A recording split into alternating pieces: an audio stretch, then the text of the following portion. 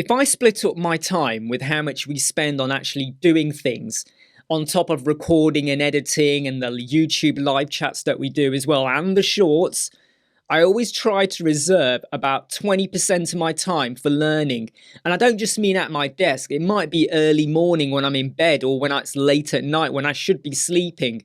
I'll be on my phone researching, looking at new solutions, new bits of code, new templates and plugins, trying to learn from other influencers as well. I don't know everything. What is someone else saying about how to run a business and how to get clients? And anything I can learn helps me to become a better web design agency, and a person, and a father. Never break, always fight, never quit, do it right, play the game, win it life, have no shame, there's no time, feel the pain, live the grind, I could change, in my mind, pick a lane, commit and climb, the only way to win it life. I never miss, that's fact, taking big swings, bitch, hand me the bat, put me in the ring, you'll go out in a bag, cause I sing what I mean and I bring it to the mad light.